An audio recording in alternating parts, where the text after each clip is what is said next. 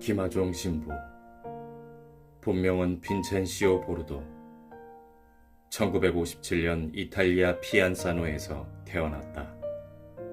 대학에서 동양 철학을 공부한 뒤 신학교에 진학하여 1987년 사제 서품을 받았다. 1988년부터 1990년까지 이탈리아 베르나에서 선교 활동을 한 뒤 같은 해 5월 12일 한국에 왔다. 1992년 성남의 빈민사목을 시작으로 1993년부터 무료급식소인 평화의 집을 운영하다가 IMF 사태 이후 늘어난 노숙인을 위해 안나의 집을 설립, 지금까지 운영하고 있다.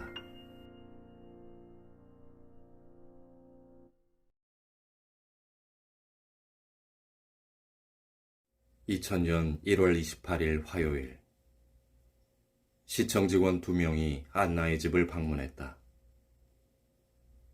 코로나 바이러스로 인한 사회 분위기도 있고 주민 민원 등 문제가 많아요. 급식소 운영은 어떻게 하실 건가요? 글쎄요, 길에 있는 제 친구들에게 서비스를 계속하고 싶어요. 이 친구들은 갈 곳도 먹을 곳도 없거든요. 저는 이들을 돌봐야 할 의무를 느낍니다. 직원들은 식당 안으로 들어가서 음식을 만드는 과정이 절차에 맞는지, 합법적으로 처리하고 있는지 점검했다.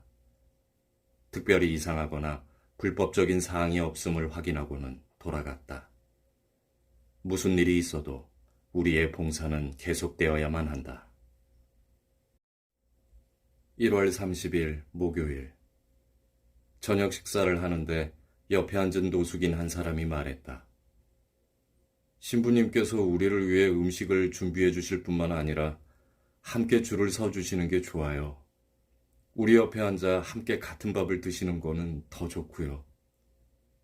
매일 거리의 친구들을 위해 음식을 준비하고 친구들과 함께 식사하는 건 당연한 일이다. 이 사람들, 이 가난한 사람들이 나의 가족이고 내가 사랑하는 사람들이니까. 그렇기에 특별한 일이 있지 않는 한 함께 식탁에 앉아 같은 음식을 나누곤 한다. 2017년 내 회갑대에도 사랑하는 친구들과 함께 보냈다. 지금 생각해도 그날 참 행복했다. 안나의 집 노숙자 자활센터에서는 인생은 60세부터 제2의 인생을 위하여 라는 슬로건 아래 입소자 회갑년을 연다. 인생의 한 번뿐인 60번째 생일잔치를 안나의 집에서 치르는 것이다. 입소자들은 이를 평생 기억할 것이며 사람들의 진심 어린 축하에 따뜻한 정을 느낀 시간이 되었다고 말했다. 2월 6일 목요일, 시청의 행정 담당 직원 2명이 다시 방문했다. 아시다시피 이 지역의 다른 식당들은 코로나 바이러스의 확산을 방지하려고 문을 닫았습니다. 안나의 집은 어떻게 할 계획입니까? 그들은 코로나 시기에 많은 인원이 모이는 것에 대한 불안감으로 걱정이 많아 보였다. 앞으로도 힘없는 이 사람들에게 서비스를 계속 제공할 생각입니다. 자유로운 시민인 나한테 시청 직원들이 반드시 식당 문을 닫아야 한다고 강요할 수는 없었다.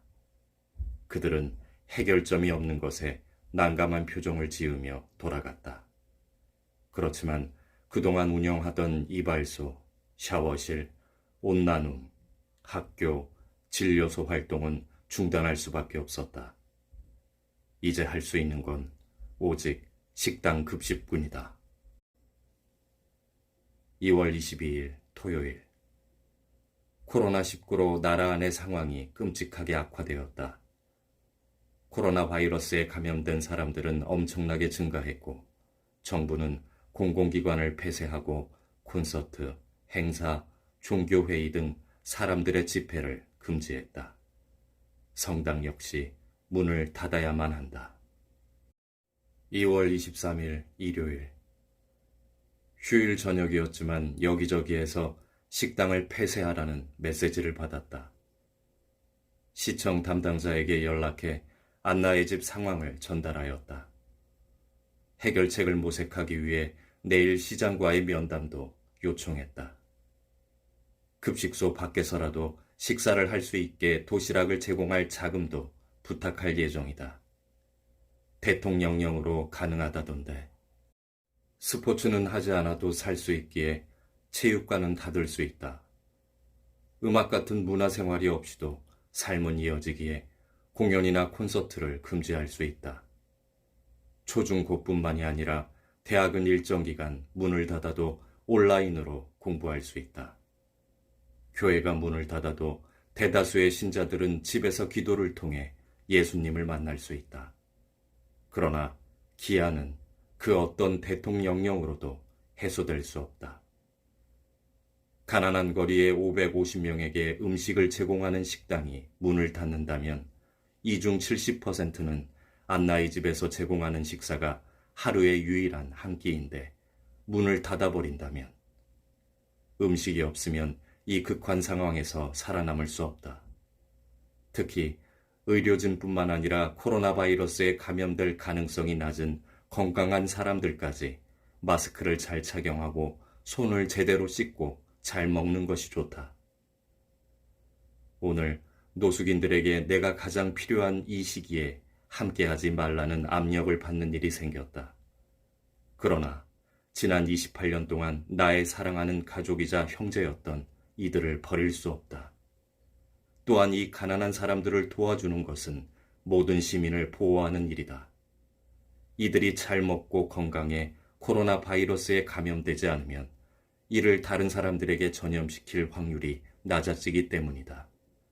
그렇기에 이들을 계속 돌보는 것은 도시 전체를 돌보는 것과도 같다. 2월 24일 월요일. 시장과 직접 면담은 성사되지 않았지만 어떻게 해야 할지 논의하기 위해 2명의 담당 공무원이 방문했다. 그들은 노숙인에게 제공할 도시락을 위한 특별한 재원은 없다는 성남시의 입장을 전달했다. 모든 것이 오직 내 몫으로 맡겨졌기에 조금 실망했다. 경제적 지원도 없이 그들은 어려운 선택에 대한 도덕적 책임까지 어깨에 짊어주었다.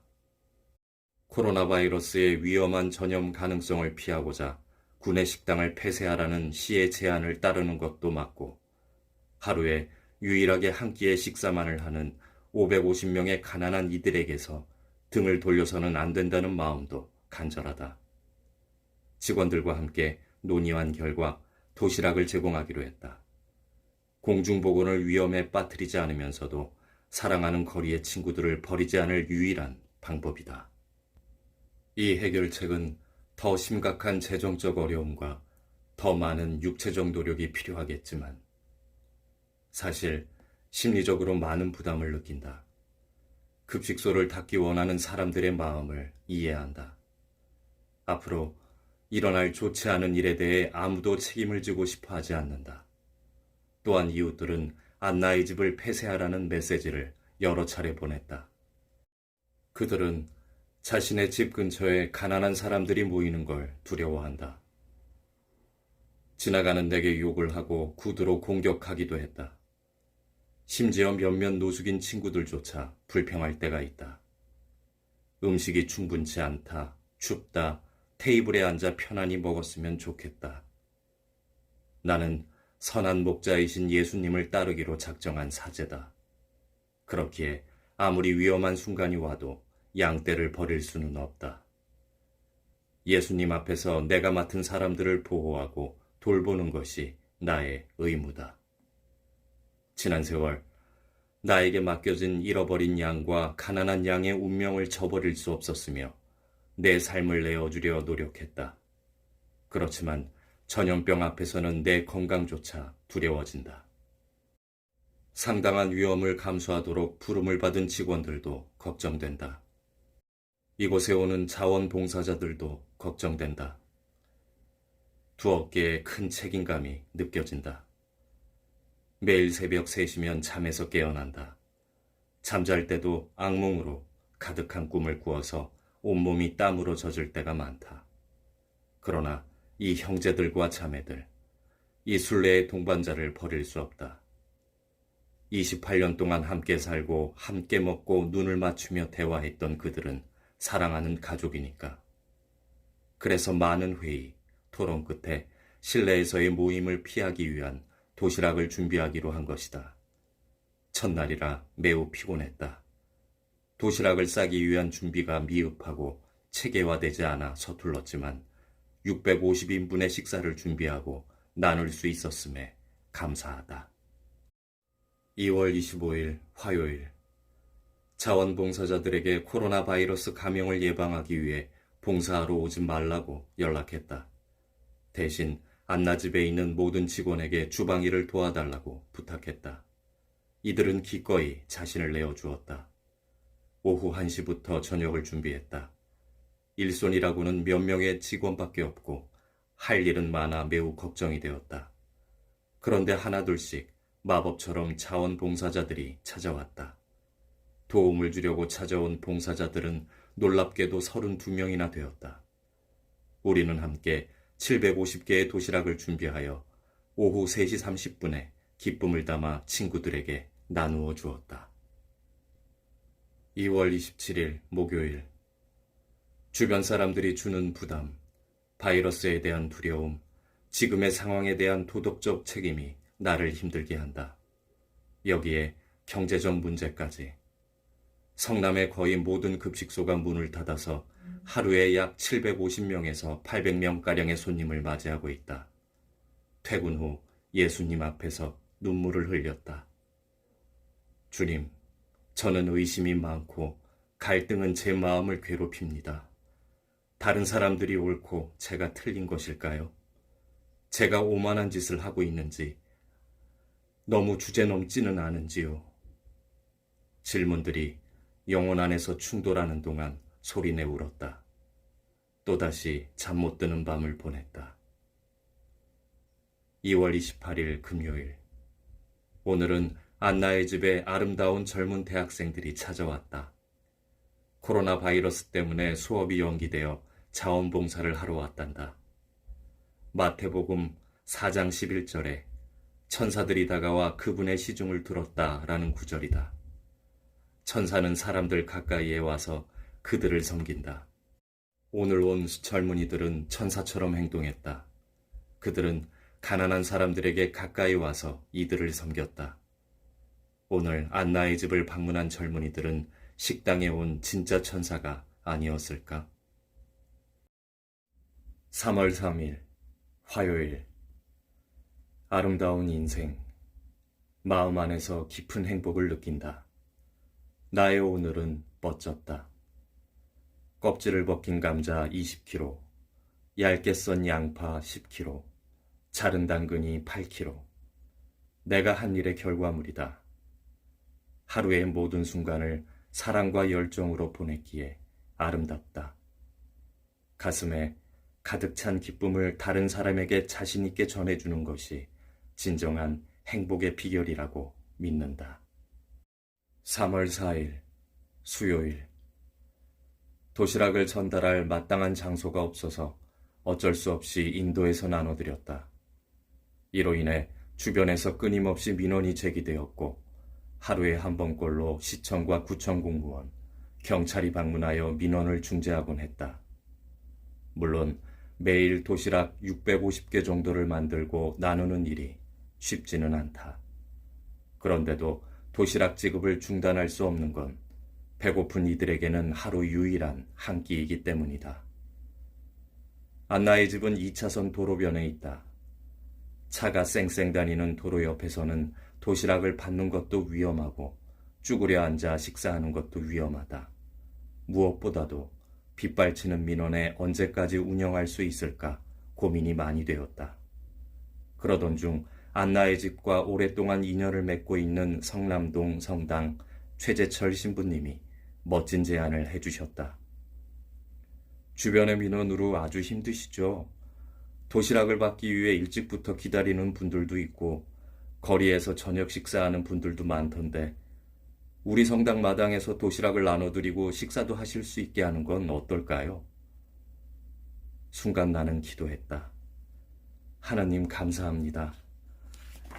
안전하게 도시락을 주고받을 수 있고 식사까지 할 수 있는 장소를 마련해 주셔서 진심으로 고맙습니다. 성남동 성당의 배려 덕분에 민원은 많이 줄었고 코로나 안전수칙을 지키며 도시락을 나눠줄 수 있게 되었다. 정말 감사하다. 3월 5일 목요일. 가난한 이들을 섬기는 것은 기쁨이다. 28년 전 난 앞치마를 두르고 빗자루를 들었다. 이후 노숙인을 위한 식당에서 나눔과 환대로 이루어진 단순하고 낮은 삶을 살았다. 놀랍게도 평화와 행복의 멋지고 기쁜 삶이 나를 둘러싸고 있다. 이것은 계산이나 욕구가 아닌 자신을 내어주는 기쁨과 행복이다. 받는 것보다 주는 것이 더 행복하다. 이는 나의 경험에 비추어 볼 때 완벽한 사실이다. 이 위대한 선물을 주신 주님께 감사드린다. 3월 6일 금요일. 280년. 마르타, 루치아, 테레사, 모니카 자매님의 나이를 합친 숫자이다. 이 4명의 여성은 우리 식당의 내 기둥이다. 사랑스러운 자매님들은 코로나 바이러스가 퍼지기 시작한 후 매일 오전 10시에 급식소에 와서 문을 닫을 때까지 일한다. 자매님들의 의연한 모습이 신기하여 변함없이 봉사하는 이유를 물었다. 루시아 자매님은 웃으며 처음에는 솔직히 많은 사람이 모이기 때문에 무서웠죠. 하지만 노숙인들을 위한 음식을 준비하기 위해 제가 오지 않는다면 누가 이들을 돌보나요? 다른 급식소들이 거의 문을 닫았으니 이분들은 어디에서 끼니를 해결해요? 혜택을 받지 못할 형제님, 자매님을 생각하면서 매일 봉사할 힘을 얻죠. 라고 말했다. 예전부터 계속 자원봉사를 해왔지만 요즘은 도움이 더 필요하다는 시기라는 걸 알아요. 그래서 가난한 사람들을 위해 여기에 매일 오고 있죠. 라고 모니카 자매님은 이야기했다. 테레사 자매님은 제 나이가 76살이에요. 그동안 살면서 참 많은 것을 받았죠. 전염병이 창궐하는 시기에 젊은이들은 안전하게 집에 있는 게 맞지만 저처럼 삶에서 많은 것을 받은 노인들은 도움이 필요한 이들에게 감사한 마음으로 봉사해야 합니다. 라고 말했다. 마르타 자매님도 급식소에 왔다 집에 돌아가면 몸은 피곤하지만 영혼은 기쁨으로 가득 차 있어요. 자원봉사는 다른 사람들에게 좋은 일을 하는 것뿐만 아니라 자신을 아름답고 행복하게 만들어준답니다. 라고 대답해 주었다. 받는 것보다 주는 것이 더 기쁨이라는 예수님의 말씀을 이분들과의 대화에서 느낄 수 있어 행복했다. 3월 9일 월요일. 오늘도 780인분의 음식을 준비했다. 다른 급식소들이 문을 닫아서 평소보다 더 많은 노숙인들이 센터로 찾아온다. 저녁 6시쯤 780개의 도시락 나눔이 전부 끝났다. 뒤늦게 2명의 노숙인이 와서 배가 고프니 저녁 도시락을 달라고 했다. 남은 게 아무것도 없다고 했지만 그들은 간절하게 신부님, 저희는 배가 너무 고파요 라는 말을 되풀이했다. 급식소에 있는 모든 것을 나누어서 정말 아무것도 없었다. 심지어 예비로 갖고 있던 초코파이마저도 다 내어준 상태였다. 어쩔 수 없이 이들을 빈손으로 돌려보냈다. 그리고 집으로 돌아가는 차 안에서 많이 울었다. 슈퍼에 가서 요기가 될 만한 것들을 사서 전했어야 했지만 그 생각을 미처 하지 못했다. 마음이 너무나 아프고 아팠다. 3월 10일 화요일. 2015년 메르스가 한창일 때도 안나의 집은 도시락을 만들어 매일 나누었다. 코로나 시기인 지금도 마찬가지다. 삶의 시련과 고통을 겪는 사람들을 위해 물러서지 않고 멈추지 않고 함께하는 것이 안나의 집 전통이기 때문이다. 메르스가 퍼졌을 때는 전염성이 높지는 않았지만 매우 치명적이었다. 그 시기에 식당을 닫지 않고 믿음과 용기를 가지고 도시락 나눔을 했던 것처럼 이번에도 도시락을 준비해서 배분하는 것을 계속할 것이다. 3월 11일 수요일 쓰레기를 버리기 위해 길을 건너고 있을 때였다. 어떤 사람들이 크게 소리치며 화를 내었다. 당장 이 사람들한테 음식 나눠주는 거 멈추세요. 당신이 이 동네에 바이러스를 옮기고 있어요. 우리 모두를 병들게 하잖아요. 이 말이 비수가 되어 마음을 찔렀다. 많이 아팠다. 평소 친하게 지내던 몇몇 친구들도 멀어지고 있다는 걸 느끼고 있었는데 그들에게 나는 매일 750명의 노숙인을 만나는 위험한 사람이구나. 그들을 이해는 하지만 참 씁쓸하다. 영혼이 고독으로 꽉 찬 것 같다. 3월 13일 금요일 정부에서는 연신 사람들이 붐비는 장소는 위험하므로 가지 말라고 권고한다. 그럼에도 48명의 자원봉사자가 안나의 집을 찾아왔다. 이 멋진 사람들은 코로나 바이러스에 대한 두려움은 한쪽으로 접어두고 힘없는 사람들을 위해 자신들의 에너지를 나누었다. 두려움의 반대는 용기가 아니라 믿음이다. 예수님을 믿는 그리스도인은 비록 인간적으로 두려움 속에 살더라도 힘이자 희망이신 예수님과 함께 이를 극복해야 한다. 예수님처럼 가장 작은 이들을 섬기고 사랑해야 하는 것도 반드시. 안나의 집으로 자원봉사를 온 사람들은 믿음을 실천한 천사이다. 날마다 가난한 이들을 섬기고 사랑하러 오는 봉사자들은 정말 놀랍고 신기한 기적이다.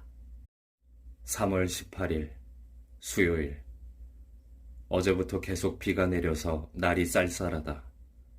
음식을 준비하는 게 어렵긴 하지만 춥고 비가 올 때 밖에서 기다리는 친구들은 우리보다 훨씬 더 힘이 든다. 그 모습을 바라보고 있자니 고통이 전해져 마음이 시리고 추워졌다. 결국 따뜻한 옷과 바람막이를 필요한 사람들에게 나누어 주었다. 3월 25일 수요일 성남 중원경찰서에서 자원봉사를 하러 왔다. 경찰서장님과 35명의 경찰관은 가난한 사람들을 위해 그들의 하루를 내어줬다. 정성껏 도시락을 만들었을 뿐만 아니라 후원금까지 주었다.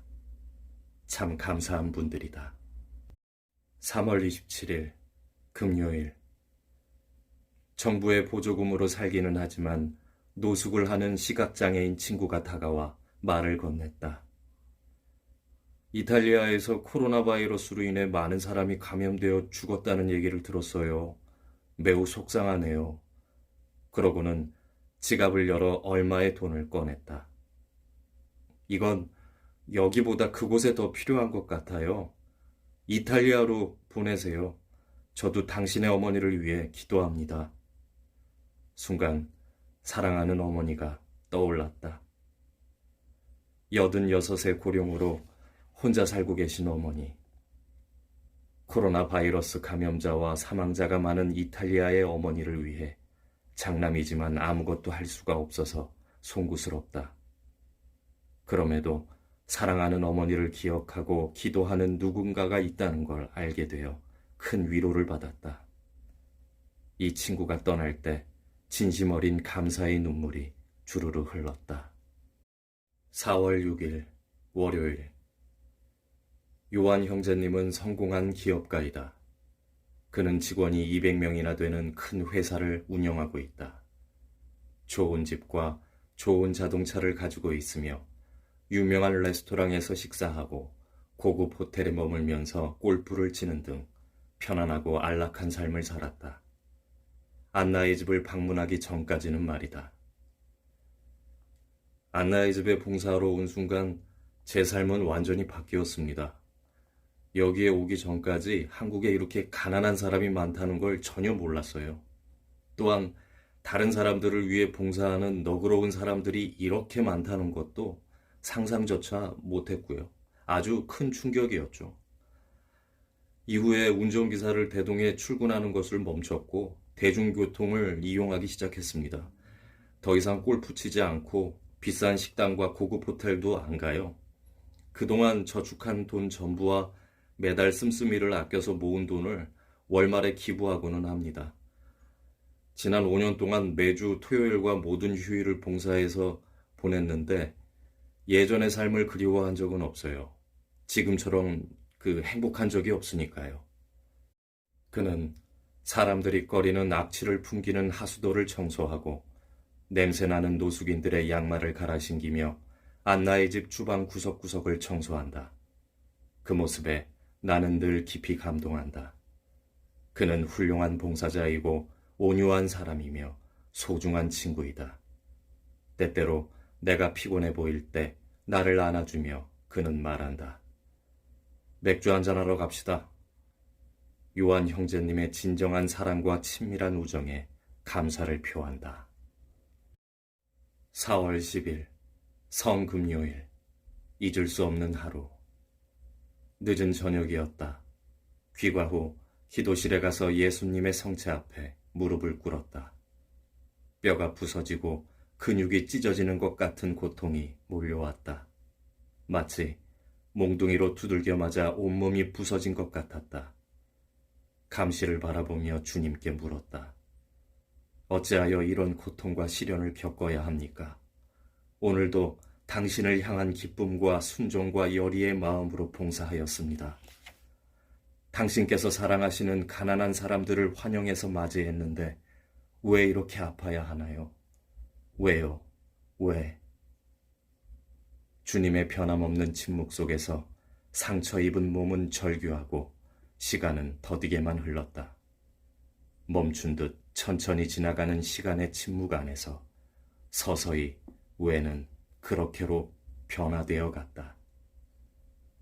답이 없는 왜에 매달릴 것이 아니라 누군가를 위한 시련이자 고통, 침묵을 수용해야 한다는 것을 깨달았다. 빵과 생명의 굶주린 극한의 상황의 사람들에게 내 몸을 성체처럼 먹도록 내어줘야 한다는 것을 알게 되었다. 그러자 내가 부서지고 찢어지는 것도 이해가 되었다. 4월 23일 목요일. 저희 가게에 가난한 노숙인에게 줄 파스타랑 디저트가 있는데 네, 지금 바로 가지러 가겠습니다. 사무실에 사용하지 않는 컴퓨터가 2대 있어요. 네, 지금 가지러 가겠습니다. 옷을 정리했는데 안 입을 옷들을 챙겨뒀거든요. 잠깐 들리실래요? 네, 바로 가지러 가겠습니다. 내 작은 트럭 다마스는 모든 주님의 선물을 실어 나른다. 가난하고 아픈 사람들을 위해 사랑으로 구걸하면 마음이 기쁨으로 가득 찬다. 영혼은 자유로워지고 행복함을 느낀다. 오늘 내 마음의 상태, 아니 매일매일의 내 삶이 이렇다. 특별히 요즘 같은 팬데믹 시대에 예수님을 위해 작은 형제를 대접하는 것은 큰 희망을 준다. 보상을 기대하지 않는 사랑은 아름답다. 4월 24일 금요일. 하나님께서는 당신의 아들을 주실 만큼 인간을 많이 사랑하셨다. 복음에서 나오는 사랑하라는 동사를 구체적이고 효과적인 다른 단어로 바꿀 수 있다면 그건 주다이다. 복음에서 말하는 사랑은 꽃피고 강아지들이 뛰노는 봄처럼 감정적인 것이 아니라 손으로 이루어지는 것이다. 손으로 빵을 나누고 시원한 물 한 잔을 건네는 손으로 무언가를 주는 것이기 때문이다. 안나의 집에서는 사랑하다를 가난한 예수님께 음식을 드릴 때마다 거의 750번 사용한다. 마치 논리적 사고와 이성적 근거가 있는 것처럼 포장한 이단으로 인해 교회가 분열된 일이 교회 역사에서 여러 번 일어났던 것처럼 세상을 사는 데에도 쓸데없는 토론과 경쟁이 회복이 불가능한 분열로 이어질 때가 많다. 코로나 시기에 교회의 목사님들과 신도들, 불교 스님들, 가톨릭 교회의 사제들, 수도자들, 대전신학교의 신학생들이 식당에 도움을 주러 왔다. 봉사하는 모습은 참 아름답다. 오늘 함께한 모든 이들 사이엔 경쟁도 분열도 없다.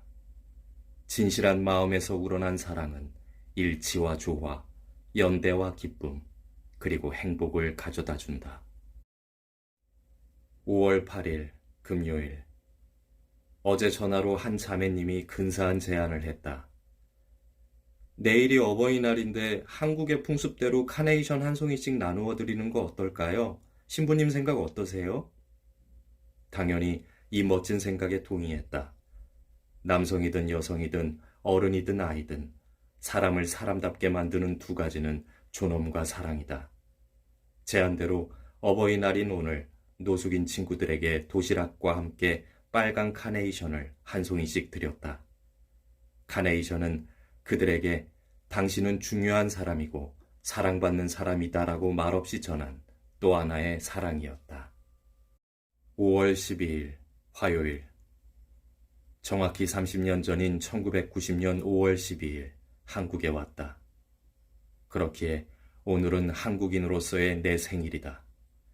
30번째 생일을 맞는 내 마음은 그 어느 때보다 진실하고 강하다. 사제로서 매일 미사를 봉헌할 때마다 나 자신과 공동체에 중요한 네 단어를 반복해서 말한다. 스스로 원하신 순환이 다가오자 예수님께서는 빵을 들고 감사를 드리신 다음 쪼개어 제자들에게 나누어 주셨다. 5월 13일 화요일. 한국이 코로나의 대비를 잘하고 효과적으로 대처할 수 있는 것은 추적, 테스트, 치료라는 3T를 활용해서다. 이 세 가지 대처 방법이 어떻게 적용되는지 우리 청소년 쉼터에서도 경험했다. 어제 쉼터에 온 한 아이가 PC방에 있었다는 전화를 받았다. 이 아이가 코로나 바이러스의 양성 반응이 나온 사람과 가까운 자리에 있었다는 걸 CCTV로 녹화된 화면에서 확인할 수 있었다. 바로 아이를 병원으로 데려가 감염 여부를 검사했다. 또한 쉼터의 다른 청소년과 운영자 전부를 격리해야 해서 아무도 14일 동안 쉼터를 떠나거나 들어갈 수 없게 조치를 하였다. 만약 내일 이 아이가 양성이라는 결과를 통보받으면 직원 50명 전원이 검사를 받아야 하고 어떤 것도 할 수 없어 식당을 닫아야 한다. 온종일 불안하고 초조한 마음이 들었다. 저녁에 기도실에 가서 성체 앞에 무릎을 꿇고 주님께 도움을 청했다. 예수님, 저희를 도와주세요. 아이가 바이러스의 양성이면 식당을 닫아야 돼요. 그러면 날마다 이 한 끼를 위해 안나의 집에 오는 당신의 자녀 650명이 심각한 어려움에 부닥치게 됩니다. 주님이 도와주셔야 돼요. 제발 도와주세요. 검사 결과를 기다리며 잠 못 이루는 밤을 보냈다. 5월 18일 월요일. 식당 밖에서 큰 소란이 났다. 몇몇 노숙인 사이에 심한 싸움이 일어난 것이다. 이들은 이성을 잃었고 서로를 무섭게 위협하며 주먹을 휘둘렀다. 결국 경찰이 개입해 상황을 정리했다. 이를 바라보는데 어찌나 슬프던지. 날마다 애정어린 마음으로 따뜻하게 친구들을 환영했다. 그런데 이들의 잔인함과 폭력을 접할 때면 너그럽게 섬기는 마음에 상처가 생긴다. 우리가 하는 이 모든 것이 의미가 있을까? 우리는 이 사람들에게 시간 낭비를 하고 있는 것일까? 이 친구들은 절대 변하지 않을까? 라는 의문과 회의가 생겼다. 그렇지만 그저 환영하고 사랑하라는 말씀만 마음에 품고 나머지는 전부 주님께 맡겼다.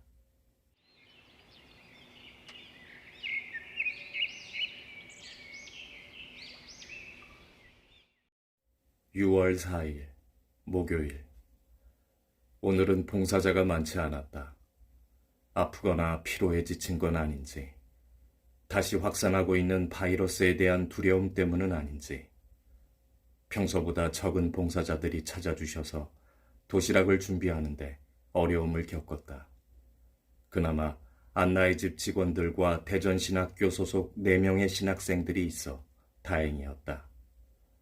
프란치스코, 요셉, 라파엘, 또 다른 프란치스코 신학생은 정말 큰 도움이 되어주고 있다. 주님께 감사를 드린다.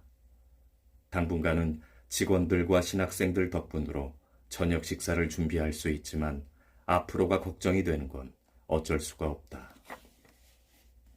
6월 12일 금요일, 모든 준비가 완료된 도시락이 제공되기 직전 일찍부터 도착한 거리의 친구들은 식사를 기다리고 있었다. 그때 큰 고함 소리와 함께 비명이 들렸다.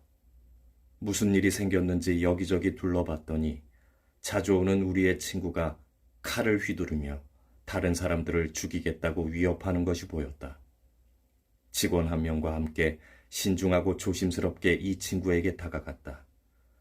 직원이 그를 진정시키기 위해 말을 걸면서 천천히 다가가는 동안 또 다른 직원 둘은 천천히 뒤쪽으로 다가가 그의 팔을 잡고 칼을 빼앗았다.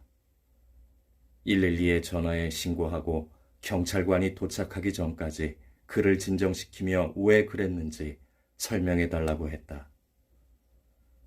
줄을 서서 기다리고 있는데 한 사람이 새치기 하잖아요. 죽이려고 칼을 꺼냈습니다. 경찰차에 그를 태우고 데려가는 모습을 보니 마음이 쓰렸다. 몇 년 동안 알고 지낸 사람, 매일 안나의 집에 온 사람. 어렸을 때 버림받은 그는 평생을 길에서 보냈다고 한다. 그는 아주 좋은 사람이지만 지적장애가 있어 아이 같다. 그는 자신의 권리가 무시당했다고 느껴지자 격하게 반응했을 뿐이다. 그가 떠나가는 모습이 실망과 괴로움을 안겨준 또 다른 실패같이 느껴졌다. 6월 20일 토요일, 맛있고 행복한 도시락을 전달하기 위해 2개의 천막을 설치했다. 하나는 토요일 저녁 식사용이고 하나는 일요일 아침 식사용. 성남에는 아침을 제공하는 무료 급식소가 2곳, 사랑마루와 선한목자교회가 있다. 저녁 식사 제공은 안나의 집이 유일하다. 일요일에는 어느 곳에서도 급식을 제공하지 않기 때문에 토요일 저녁 식사를 나눌 때 일요일 아침 식사까지 함께 나눠준다. 또한 토요일에는 옷을 함께 제공한다. 주말인데도 땀 흘려 봉사하러 온 모든 분들에게 감사한 저녁이다. 6월 25일 목요일, 아침 무렵 성남시청 공무원이 왔다. 그들은 시장님 이름으로 소중한 마스크와 2,465만 원을 후원해 주었다. 벌써 2번째 기부이다. 안나의 집이 잘 운영될 수 있으려면 많은 분의 도움이 필요하다. 직원들, 봉사자들, 후원자분들도 그렇지만 특별히 성남시의 도움이 아주 절실하다. 안나의 집 운영에 관해 해결해야 할 일들이 제법 되었다. 행정적인 업무여서 사무실 책상에 앉아 일을 시작했지만 마음이 매우 불편했다. 에어컨이 켜진 사무실에서 시원하고 편안하게 일하는 동안 직원들과 자원봉사자들은 무더운 한여름 오후를 주방에서 보내느라 어려움을 겪고 있을 텐데, 옳지 않은 것 같아 서류를 가지고 식당으로 갔다. 봉사자들이 저녁 도시락을 준비하는 동안 테이블 한쪽에 따로 앉아 관리 문서를 작성했다. 나는 회사를 운영하는 CEO가 아니라 양떼와 함께 살려고 노력하는 목자이기 때문이다. 가난하고 소외된 이들에게 빵이 되고 싶은 사제이기 때문이다. 7월 3일 금요일, 세상에서 혼자가 된다는 것은 얼마나 외로운 일인지. 그런데도 자신을 가두며 철저히 혼자가 되는 사람들이 있다. 우리 집을 찾아오는 노숙인들은 사업 부도로 또는 각기 다른 이유로 가정이 해체된 사람들이 반 정도 되고 미혼인 이들이 반 정도 된다.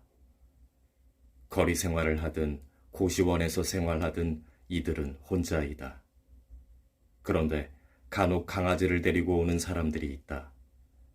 자신도 챙기기 힘든 어려운 상황인데 돈과 힘이 많이 드는 강아지를 왜 키우냐고 묻곤 한다. 그러면 이들은 신부님, 너무 외로워서 키워요. 대부분의 사람들은 저희를 외면하지만 강아지만큼은 반겨준답니다.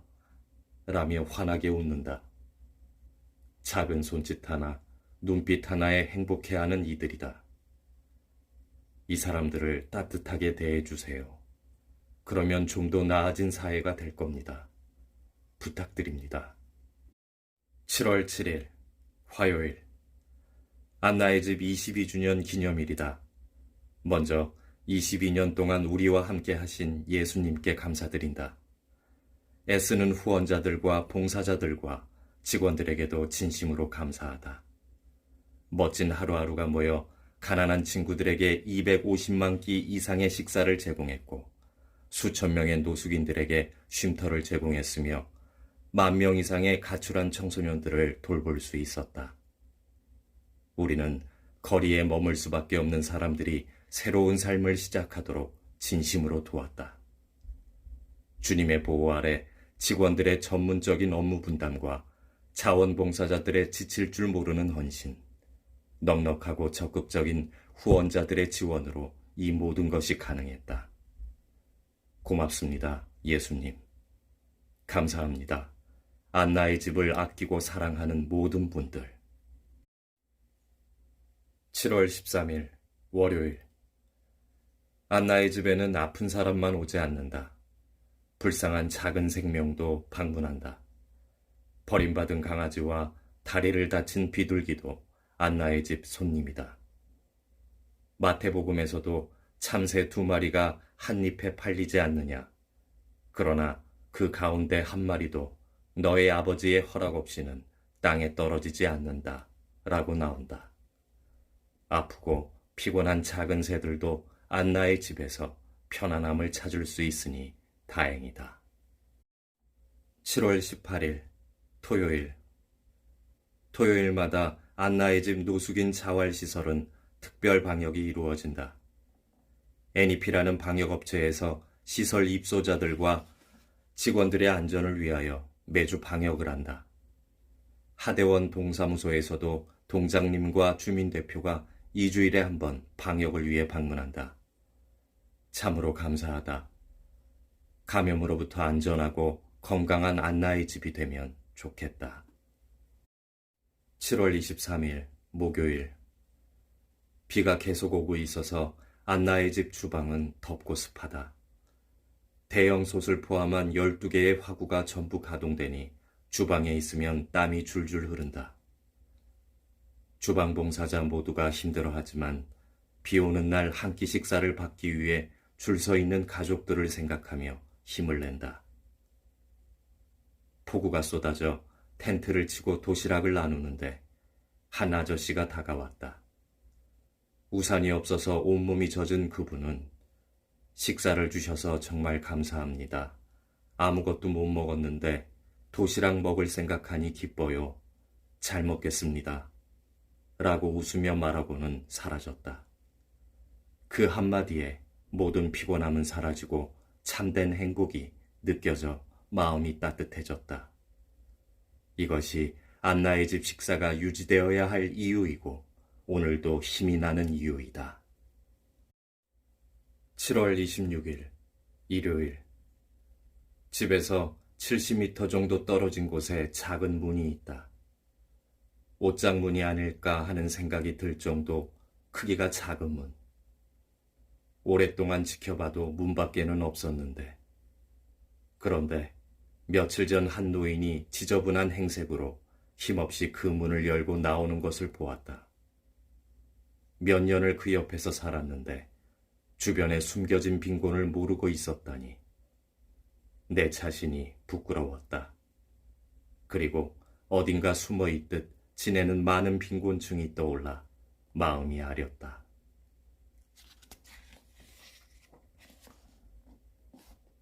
7월 31일, 금요일. 저녁 식사를 기다리면서 행복하게 춤추는 노숙인을 보곤 한다.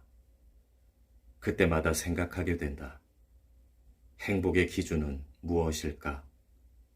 많은 돈, 멋진 차, 커다란 건물이 있다면 행복할까? 행복은 만들어지는 것이 아니라 주어진 것을 발견하는 순간에 찾아오는 게 아닐까?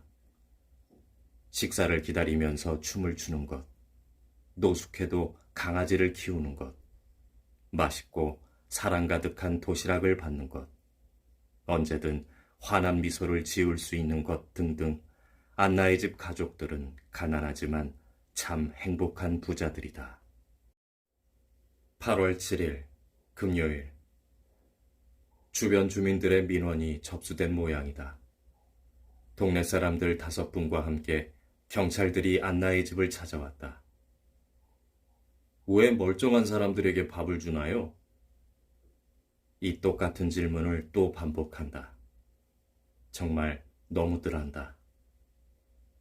겉보기에는 정상으로 보이지만 노숙인들은 그렇지 않은 경우가 대부분이다. 정신적 문제, 육체적 문제, 경제적 문제, 심리적 문제의 성격적 결함, 사회성 결여까지 복잡한 문제가 얽혀 있는 사회적 약자들인데 단 1분이라도 그들과 이야기를 나누어 보면 이들이 얼마나 힘든 시절을 보냈고 지금껏 어떻게 살아왔는지 알 수 있다. 대부분이 어릴 때부터 이루어진 학대와 방임으로 정서가 매우 불안한 사람들이다. 마음의 상처로 사회에 적응하지 못하는 작은 이들을 사회는 보호해줘야 하는 의무가 있다. 제발 겉모습이 아닌 마음으로 사람을 보는 세상이 되면 좋겠다. 8월 11일 화요일 4년 반 동안 소외되고 배고픈 이들을 위해 성실하게 식사를 준비한 조 주방장님의 생일이다. 날마다 따뜻한 저녁을 위해 노력한 조 주방장님에게 감사의 의미로 생일맞이 미역국을 준비했다. 생일 축하합니다. 항상 노력해 주셔서 감사합니다. 8월 13일 목요일 몇 달 전 깜깜한 새벽에 교통사고를 당하신 분이 있다. 응급실로 옮겨졌지만 응급실에서는 소독만 해주고 제대로 된 치료를 하지 않고 돌려보냈다. 사고를 낸 운전자의 제안대로 합의서에 사인은 했지만 돈은 아직도 받지 못했다. 그런데 그때 다친 상처가 덧나 걸을 수조차 없게 부어올랐다. 상태가 심각해 급하게 병원을 갔다. 사고 운전자에 대한 어떠한 정보도 가지고 있는 게 없어 법적으로 아무것도 해결할 수 없는 상황이라 안타까웠다. 무엇보다 더운 날씨에 제대로 걷지도 못하여 아파하는 모습이 너무 속상하다. 걸어서 안나의 집까지 오기도 너무 어렵다고 하니 가난하고 법을 잘 모른다는 이유로 이런 대우를 받는 일이 결코 있어서는 안 된다. 8월 18일 화요일 장마가 끝나자마자 전국에 폭염특보가 내려졌다. 비 때문에 그리 고생을 했는데 이제는 더위 때문에 많은 분이 고생한다. 쉽지 않은 상황인데도 사랑하는 친구들을 위해 따뜻한 정이 가득한 도시락을 전하려 애를 쓴다. 한 치 앞도 내다볼 수 없는 불안한 상황이지만 방역수칙을 철저히 준수하여 오늘도 성실히 봉사한다. 8월 21일 금요일 성남의 확진자가 일주일 사이에 60여 명이 늘어나면서 더 꼼꼼하게 정부 지침을 지키고자 노력하고 있다. 확진자가 늘어나면 늘어날수록 우리 가족들에게 도시락을 나눠줄 수 없을까봐 마음이 아프고 불안하다. 언제까지 도시락을 지급할 수 있을까를 생각하면 답답해져서 잠을 설치곤 한다. 확진자가 더 늘어나지 않도록 기도해야겠다.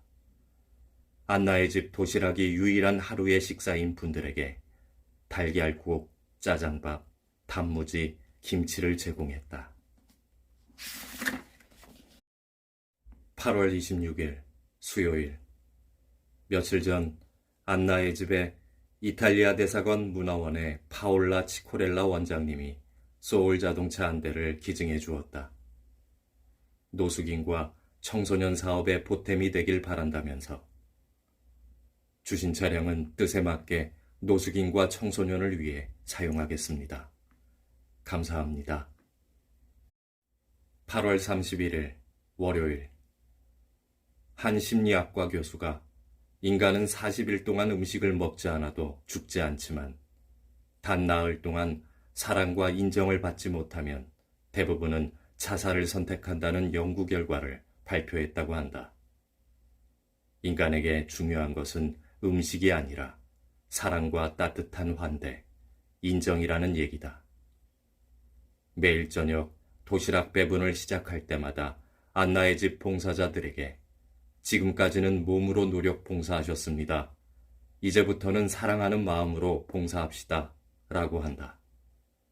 노숙인들은 불쌍한 존재이거나 우리보다 못한 사람이 아니다. 그들 또한 우리와 같은 인간이다. 그래서 이들이 가지고 있는 인간의 존엄성을 존중해 주려고 노력한다. 그렇기에 오늘도 사랑하는 마음으로 정성을 다하여 봉사한다. 9월 4일 금요일, 대부분의 사람들은 도시락을 받으러 오는 노숙인들이 휴대폰을 사용하는 것을 보면 놀라한다. 어떻게 휴대폰을 가지고 있지? 가난한 사람들 아닌가? 라고 생각하기 때문이다. 30년 전에 처음 성남에 왔을 때 거리에 거지가 많았다. 식당 앞에서 먹을 것을 구걸하고 해지고 찢어진 옷을 걸치고 거리에서 돈을 달라고 손을 내미는 거지의 전형적인 모습을 한 사람들을 많이 볼 수 있었다. 그러나 지금은 새로운 모습의 가난한 사람이 많다. 30년 전보다 경제적으로 많이 발전했기에 사회복지 분야에도 변화가 생겼지만 여전히 거리에 머무는 사람들이 있다. 돈이 없어서라기보다는 문제가 있어서 길에서 사는 것이다. 주머니가 비어서 가난한 것이 아니고 머리와 마음에 깊은 상처가 생겨서 가난해진 것이다. 현대사회는 똑똑하고 빠르고 넓고 복잡한데 이를 따라가지 못하면 소외되어 내쳐진다. 요즘 휴대폰은 누구나 쉽게 구할 수 있다. 그렇기 때문에 경제적인 가난을 기준으로 노숙인들을 정의할 수는 없다. 머리와 마음이 아픈 친구들을 위해 오늘도 사랑하는 마음으로 봉사했다. 9월 17일 목요일, 오늘은 엄상중 관리장님의 생일이다. 관리장님은 안나의 집 건물 관리부터 이용자의 안전을 위해 일하는 안전지킴이이다. 정부 지침에 맞춰 운영하기에는 어려움이 많지만 언제나 성실하고 겸손한 자세로 어려운 이들을 섬기며 사랑으로 일한다. 항상 감사합니다. 그리고 해피 벌스데이.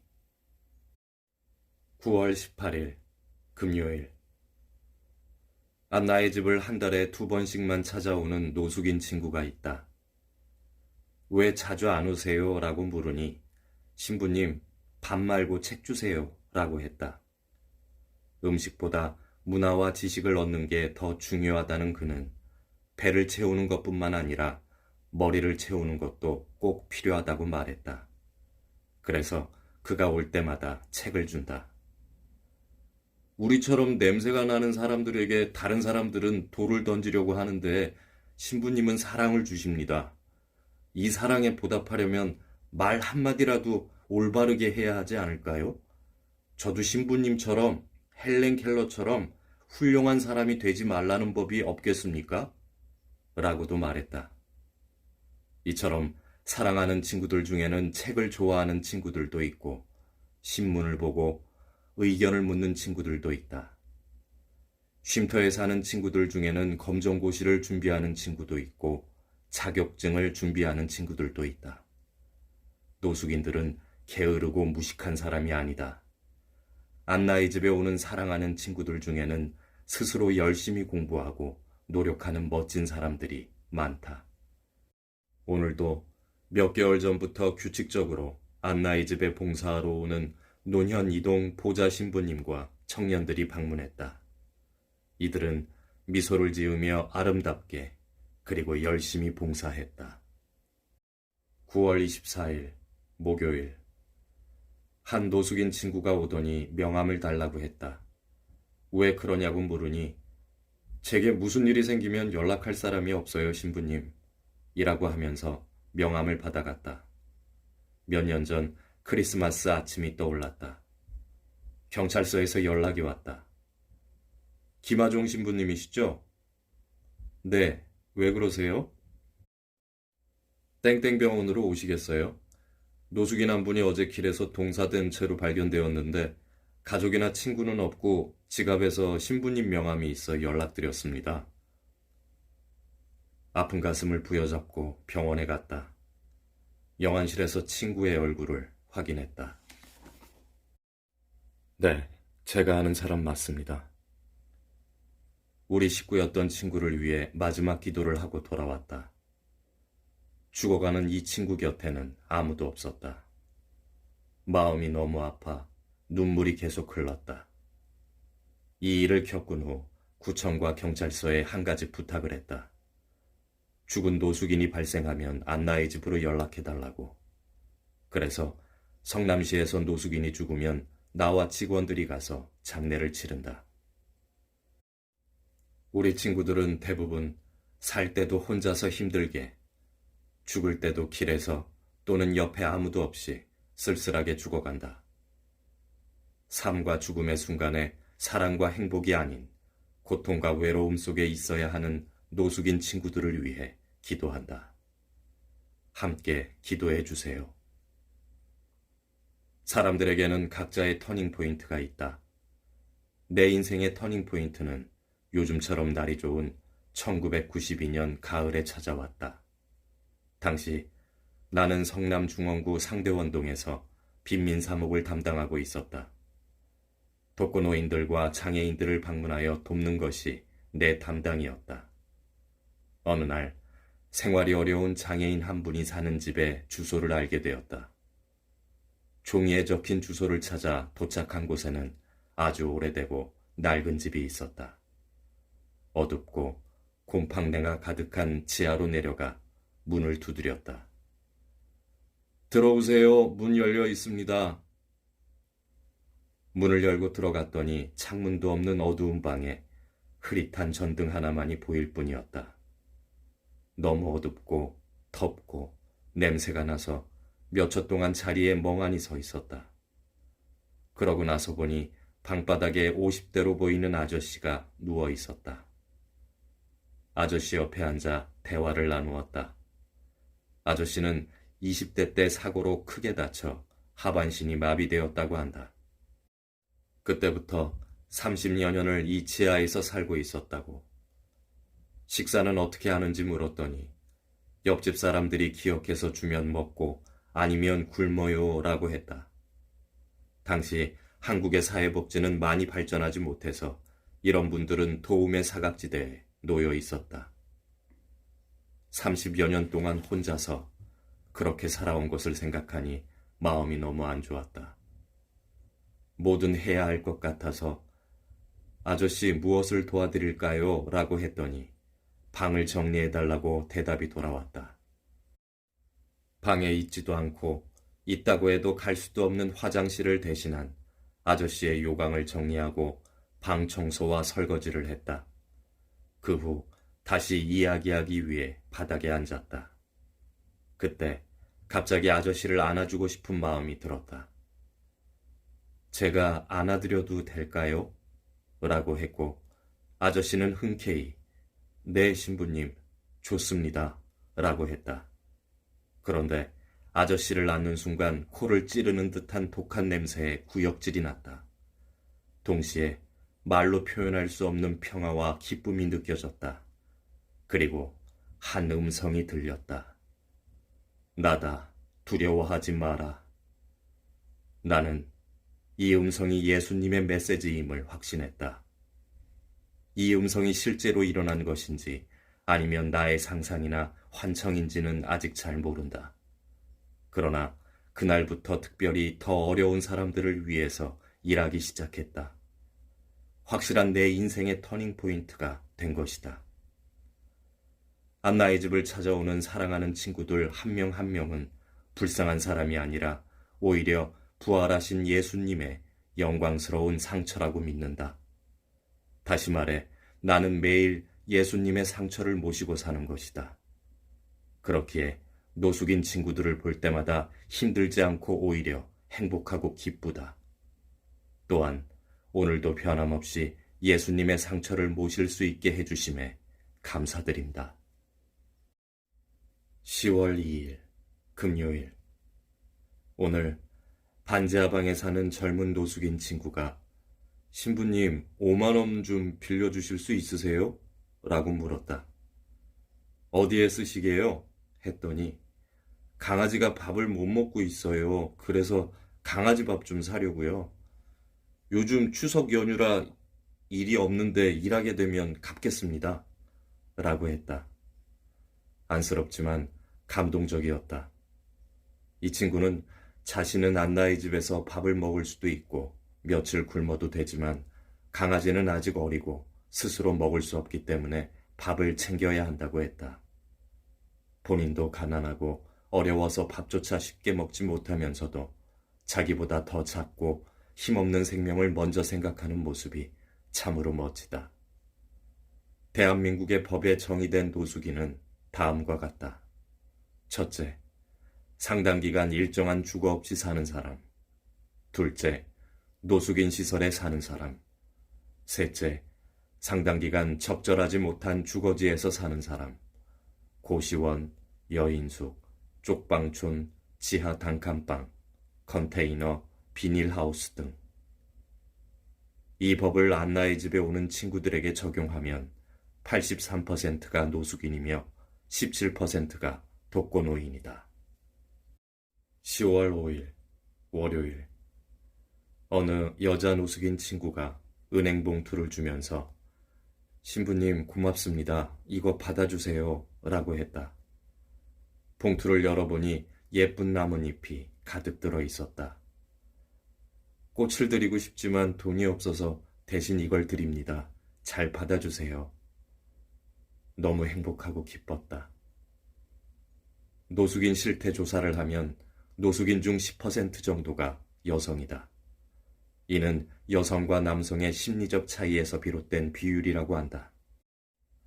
안나의 집에 오는 남성 노숙인들은 대개 사업을 하다 실패하면 3번 정도까지 재개하려고 노력하지만 4번째에는 포기하고 노숙인 생활을 시작했다고 한다. 반대로 여성들은 심리적으로 남성보다 강하기 때문에 10번을 실패해도 다시 시작하고 일어선다. 설거지, 청소, 남들이 하지 않는 굳은 일도 하며 살아가려고 노력한다. 남성과 여성의 이런 차이가 노숙인 비율의 남녀 차이로 드러난 것이다. 또한 노숙인 중에서 결혼한 사람은 49%이고 결혼하지 않은 사람은 51%라고 한다. 10월 9일 금요일. 한글날이다. 한글을 통해 쉽게 그리고 잘 교육받을 수 있기에 한글날은 기쁘다. 대한민국이 교육강국이 된 이유 중 하나는 한글 때문일 수도 있다. 그런데 사랑하는 우리 노숙인 중에는 초등학교를 다니지 못한 사람도 있고 초등학교만 졸업한 사람도 있다. 이 42%의 노숙인들은 대부분 한글을 제대로 읽을 줄 모른다. 이로 인해 사회성을 배울 수 없었고 열등감을 가지게 되었다. 대부분 어렸을 때 제대로 교육받지 못해 벌어진 일이다. 한글을 잘 모르니 자신감이 떨어져 사회에 적응하지 못해 노숙인 생활을 하게 된 것이다. 10월 15일 목요일. 안나의 집 근처 모란역에는 아주 유명한 점쟁이 할아버지가 있다. 85세인 할아버지는 서른부터 한복을 입고 사람들의 손금과 점을 봐주었다고 한다. 그렇게 돈을 벌어 5자녀를 공부시켰다고. 그런데 언제부터인가 이 할아버지가 안나의 집에 온다. 왜 여기에 오게 되었을까? 할아버지는 요즘 사람들이 손금이나 점에 관심도 없고 다들 똑똑해져서 당신에게 오지 않는 거라고 했다. 모란의 다른 점집도 사정은 마찬가지라고 한다. 요즘은 할아버지 대신 여든인 할머니가 청소일을 하면서 돈을 번다고 했다. 할아버지 말처럼 한국의 문화들이 조금씩 없어지는 것 같다. 내가 처음 이곳에 왔을 때 할아버지는 꽤 유명했고 할아버지에게 점을 보러 가는 사람들도 많았다. 그러나 지금은 점을 보는 사람들이 많이 준 것 같다. 어떻게 보면 점을 보는 것도 한국의 고유한 문화 중 하나인데 차츰 사라져가서 마음이 아프다. 오래전 한국에 와서 보았던 많은 것 중 이제는 찾아볼 수 없는 것도 제법 되어 안타깝다. 10월 20일 화요일. 안나의 집에는 유명한 사람들, 배우, 가수, 방송인, 국회의원 등이 와서 봉사한다. 심지어 루이비통도 봉사하러 온다. 그런데 이 루이비통은 명품 가방이 아니라 강아지다. 가끔씩 루이는 앞치마를 입고 내 곁으로 온다. 루이 일하러 가자 라고 말하면 루이는 예쁘게 따라와 옆에 앉아 꼬리를 흔들며 웃어준다. 루이 도와줘 라고 하면 알아듣고 달려온다. 루이는 다른 봉사자들처럼 설거지를 하거나 밥을 준비하지는 않지만 나에게 즐거움과 행복을 선물해준다. 이렇게 루이도 나름대로 봉사하는 것이다. 덕분에 나도 웃으면서 기쁘게 봉사할 수 있으니 루이는 정말 좋은 친구다. 10월 26일 월요일. 처리해야 할 일이 있어 늦게 퇴근했다. 사무실을 나오는데 할아버지 한 분이 다가왔다. 신부님, 제가 몸이 너무 아파서 이제야 도착했네요. 배가 고픈데 먹을 게 있으면 조금 주시면 감사하겠습니다. 급식소에 들어가서 할아버지에게 물과 빵과 구운 계란을 드렸다. 할아버지는 혼자 남한산성이나 인근 교회에서 노숙을 하고 있다고 했다. 요즘 허리가 너무 아파 도시락을 나눠주는 시간에 맞춰오기가 어렵다고 한다. 늦게 와서 죄송하다며 늦은 한 끼 식사를 하는 모습에 마음이 아팠다. 해가 떨어지면 기온도 많이 내려가는데 여전히 여름 잠바 차림이라 겨울 잠바를 꺼내어 입혀드렸다. 650인분의 도시락과 추가로 준비한 빵, 우유를 다 나눴는데도 이분을 그냥 가게 하지 않아서 감사하고 행복하다. 우리 안나의 집 정신이 이런 것이다. 언제든지 준비된 먹거리를 정말 필요한 분들에게 나눠줄 수 있는, 안아주고 나눠주고 의지가 되어주는 집. 안나의 집은 노숙인 친구들을 언제든지 환영한다. 10월 28일 수요일. 나의 일기를 모아 만든 이 책에는 기적이라는 말이 계속 등장한다. 대개 사람들은 기적이라 하면 예수님께서 한순간에 마치 마법을 사용하여 어떤 상황을 바꾸는 것만 떠올린다. 하지만 난 기적에 대해 다르게 생각한다. 기적이란 예수님께서 우리에게 힘을 주시고 그분과 함께 아름다움을 이루는 것이라고. 나는 특별히 이를 안나의 집에 걸려있는 손이 없으신 예수님 고상을 통해서 고상 밑에 있는 봉사자의 기도를 더해서 더욱 분명하게 느끼고 있다. 봉사자의 기도. 봉사자는 예수님의 손입니다. 살아계신 예수님은 봉사자의 손을 통해서 움직입니다. 오직 예수님만이 믿음을 주실 수 있습니다. 그러나 예수님은 우리의 삶을 통하여 믿음을 증거하십니다. 오직 예수님만이 희망을 주실 수 있습니다. 그러나 예수님은 우리를 통하여 희망을 불어넣으십니다. 오직 예수님만이 평화를 주실 수 있습니다. 그러나 예수님은 우리를 통하여 평화의 씨앗을 뿌리십니다. 오직 예수님만이 힘을 주실 수 있습니다. 그러나 예수님은 우리를 통하여 힘이 되어 주십니다. 오직 예수님 홀로 길이십니다. 그러나 예수님은 우리를 통하여 길을 보여주십니다. 오직 예수님 홀로 생명이십니다. 그러나 예수님은 우리를 통하여 그 생명을 나누십니다. 예수님 당신 스스로 충분하십니다. 그러나 예수님은 우리와 함께하는 것을 더 좋아하십니다. 영광이 성부와 성자와 성령께 처음과 같이 이제와 항상 영원히. 아멘. 그렇다. 기적이란 예수님과 협력하여 함께 아름다운 세상을 만드는 것이다.